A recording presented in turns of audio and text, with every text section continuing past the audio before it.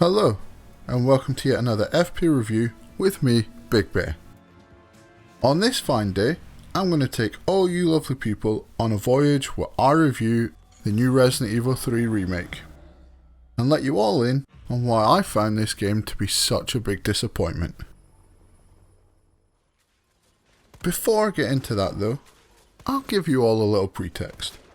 So the Resident Evil 3 remake follows up on Capcom's very successful remake of Resident Evil 2, which was released last year in 2019. The Resident Evil 2 remake was so successful, at this point it has outsold the original version of the game and has currently sold over 6.5 million copies worldwide. It was also nominated for a number of Game of the Year awards in 2019, but unfortunately missed out, as it was up against some behemoth titles last year. The Resident Evil 2 remake also finds itself to have a very high score on Metacritic, 93 out of 100. So it had been very well received critically, and therefore the bar for the Resident Evil 3 remake was set very high indeed.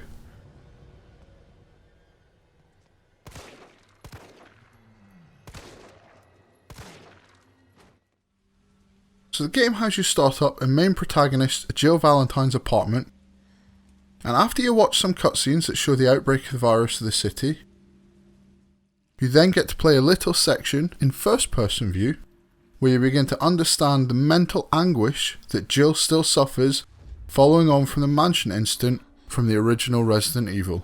And I suggest if you haven't played the original Resident Evil, you probably want to go back and play it because it was fantastic. And even now still scares the bejesus out of me. One of my favourite moments in this little sequence is where you get to see Jill's fear of being infected by the virus. This whole sequence is very well presented and really shows off the impressive graphics of Resident Evil 3, which, to be honest, is truly amazing.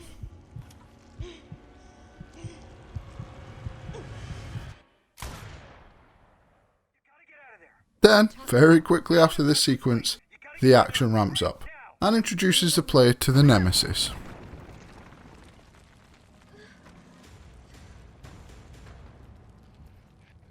Hi guys.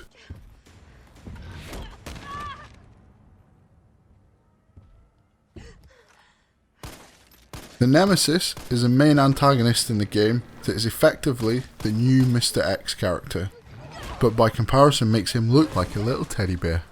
Or you could just give him a cuddle. I found this whole chase sequence to be really effective, even if it is on rails, because it has you running in fear from the Nemesis, and for the most part running in fear of this new powerful threat. It definitely gets the heart rate up, that's for sure.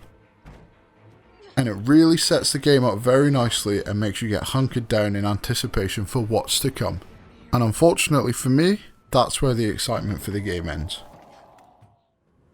So I'll explain what I mean. So the areas that come after are all relatively small areas that are very easy to traverse with very little challenge, but very few puzzles to resolve. I know from past experience playing the original version of Resident Evil 3 that the game would be more action focused, but I found it all just a little too easy. So the first main area you come to is the streets of Raccoon City, where you can go into a select number of buildings and explore and loot. The level is dispersed with various zombies to dispatch or slip past, although I found unless you're a terrible aim, even on the standard mode, you have more than enough ammo to dispatch them all. Whichever way you chose to deal with the zombies is fairly straightforward, but if you down them all like I did, you can then just strip the area of all the items and secrets before triggering the next major event, which usually ends in an enclosed fight with the Nemesis, or another chase sequence, which is fairly straightforward, as you already have everything you want from the area anyway, so you just literally need to run to the exit gate. Simple. And unfortunately, this makes the Nemesis a lot less terrifying than he should be. I think the thing that really worked well with Mr. X in the Resident Evil 2 remake was that he pursued you while you were doing tasks or resolving puzzles in a police station. So it was more of an omnipresent threat than the direct threat that the Nemesis provides. This sequence of clearing an area, stripping it of items and secrets, then fighting the Nemesis, or in the case of the hospital, hold off a horde of zombies, the game becomes boring very quickly, and that's a real shame. Then there is the issue of the real lack of areas to explore. There is a subway, which is tiny, the city streets, the sewers, again tiny and almost pointless to be honest, a quick visit to RPD Station from the Resident Evil 2 remake, then a game of Ring a Ring of Roses at the clock tower. I'm not even kidding you, I literally spent 5 to 10 minutes fighting the Nemesis here and running in circles around a bush because he couldn't catch me. So I don't expect to see any more of the clock tower, because you won't. The hospital, which to be honest was my favourite part of the game, and then the final area, which was the labs. Those that have played the original version of Resident Evil 3, you'll have noticed that they've missed out a few areas as well. Okay, so my two biggest gripes with this game is that firstly, it isn't scary in any way, shape or form. It's too easy, and you have too much space to just skip past enemies you don't want to deal with. The Resident Evil 2 remake was fantastic at making just 2 dogs terrifying, or a few zombies, because you had no space to deal with them, so it ramped up the stress levels. In Resident Evil 3 remake, the hospital area was the closest to being scared in this game as it got for me, and probably why I like that part the most. The second gripe is that even going for all the secrets and getting all the items didn't take me much longer than 5 hours to complete. 5 hours that cost me £40. Yeah, sure, the game has some incentives to play through the story multiple times, and even comes packaged with a pretty entertaining multiplayer game called Resistance, but I still feel seriously shortchanged. When I buy a Resident Evil game, I expect to be scared at some point in the game. And the last 2 releases, so that's Resident Evil 7 Biohazard and the Resident Evil 2 remake, were fantastic for that. But this just didn't have it, and that's a real shame. Okay, so I feel at this point I've been overly critical on the game. Just so you can see I'm not just absolutely hating on the game, there are some genuinely great elements to this game too. First off, the game is absolutely beautiful, visually. The level designs are fantastic and very detailed, the zombies look great, if not a little bit yucky.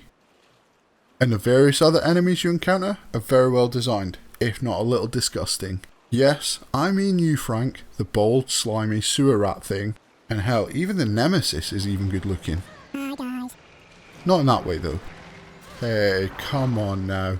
You know what I mean. The lighting and ambience created are truly fantastic and really shows off the strengths of the current Resident Evil engine.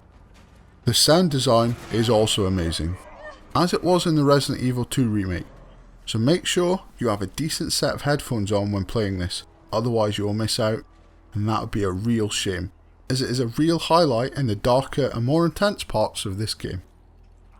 The shooting felt more precise and responsive than in Resident Evil 2 remake, and the playable characters moved and interacted with the landscape more naturally.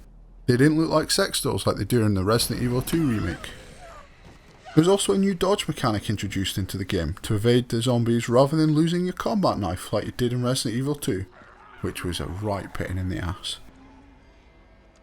So I've been thinking about this for quite some time now, and I think I'd give Resident Evil 3 a 5 out of 10.